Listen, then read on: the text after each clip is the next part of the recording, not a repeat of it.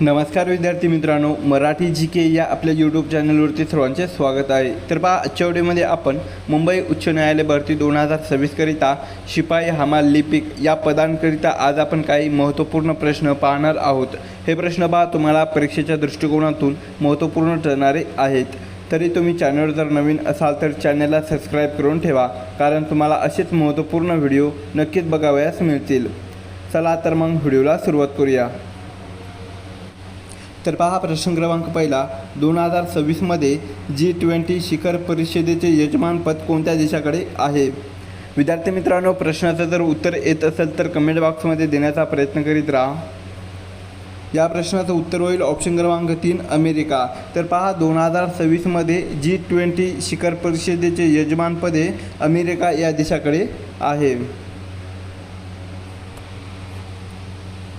प्रश्न क्रमांक दुसरा, भारतीय रिझर्व्ह बँकेचे म्हणजेच RBIचे सध्याचे गव्हर्नर कोण आहेत? या प्रश्नाचं उत्तर होईल ऑप्शन क्रमांक 2 संजय मल्होत्रा।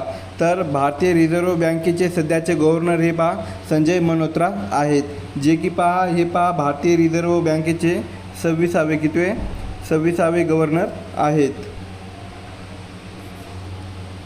प्रश्न क्रमांक तिसरा, डॉक्टर बाबासाहेब आंबेडकरांनी कोणत्या दिवशी महाडचा 14 तळे सत्याग्रह हा केलेला होता?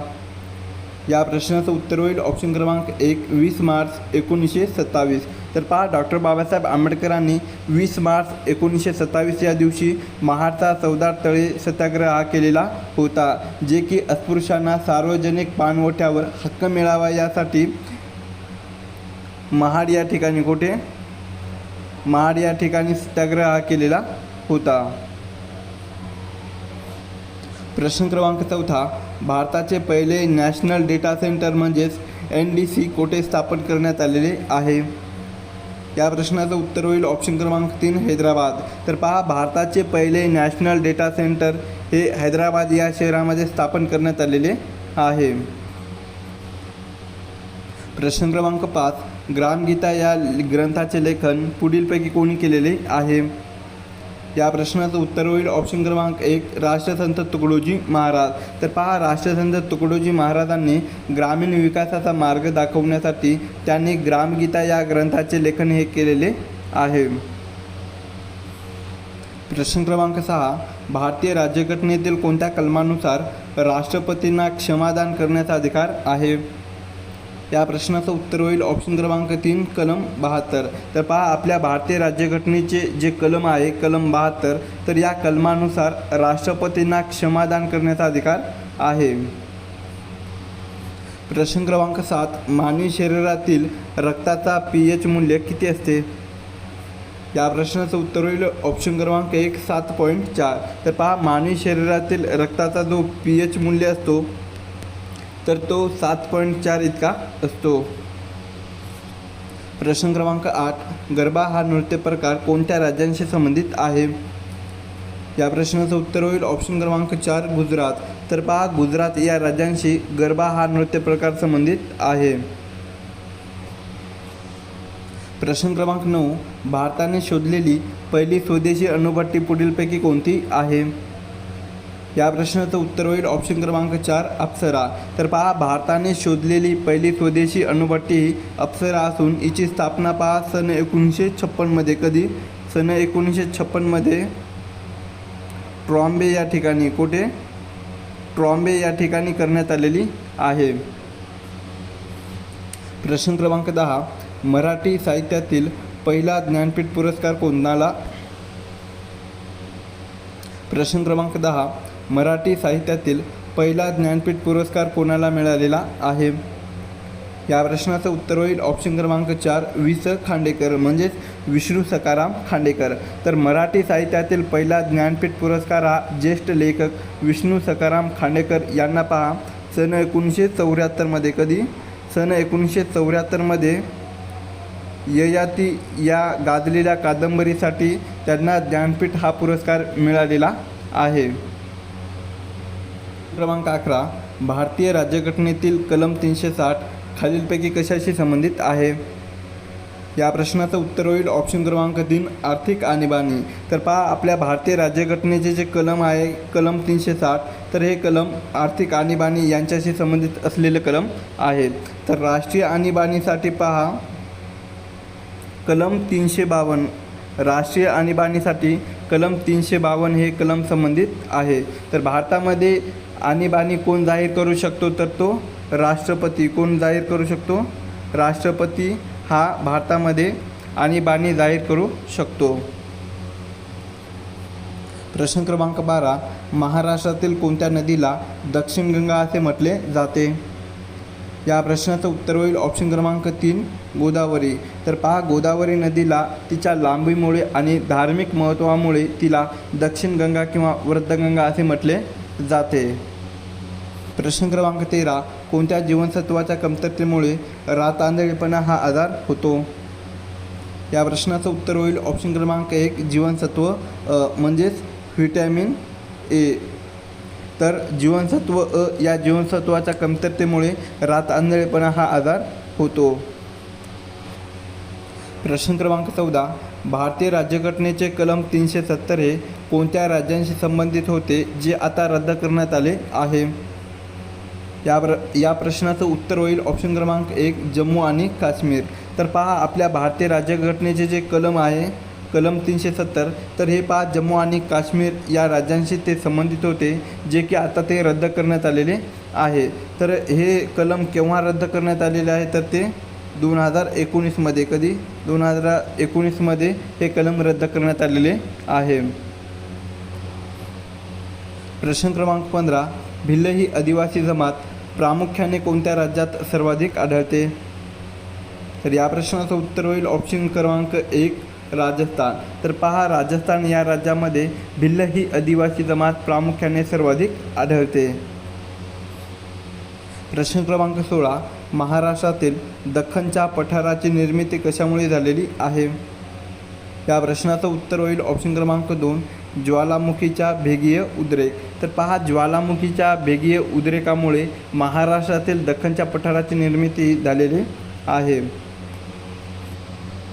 प्रश्न क्रमांक 17 मेतकूट जमणे या वाक्यप्रचाराचा आपल्याला योग्य अर्थ सांगायचा आहे. तर मेतकूट जमणे या वाक्यप्रचाराचा योग्य अर्थ काय होईल? ऑप्शन क्रमांक 2 दृढ मैत्री होणे असा होतो. प्रश्न क्रमांक 18 भारतातील सर्वोच्च नागरी पुरस्कार खालीलपैकी कोणता आहे? या प्रश्नाचं उत्तर होईल ऑप्शन क्रमांक 4 भारतरत्न. तर पहा भारतातील सर्वोच्च नागरी पुरस्कार हा भारतरत्न आहे. तर भारतरत्न हा पुरस्कार कोणत्या कामासाठी दिला जातो, तर तो कला, विज्ञान आणि साहित्य. काय आहे?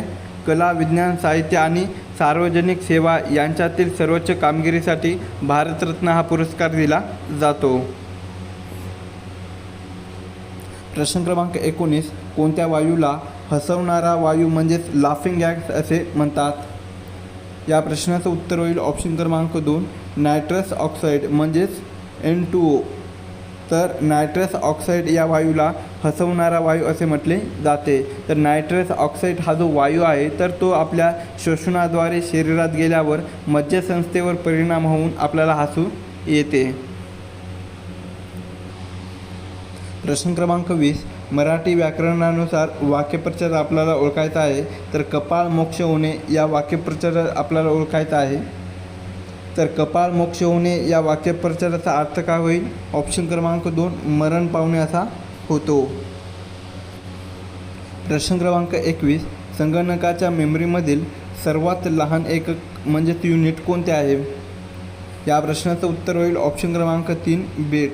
तर बीट हे पहा संगणकाच्या मेमरीमधील सर्वात लहान एकक आहे. प्रश्न क्रमांक 22 लोकसभेची मुदत पुढीलपैकी किती वर्षाची असते? या प्रश्नाचं उत्तर होईल ऑप्शन क्रमांक 3 5 वर्ष. तर पहा लोकसभेची मुदत ही एकूण 5 वर्षाची असते.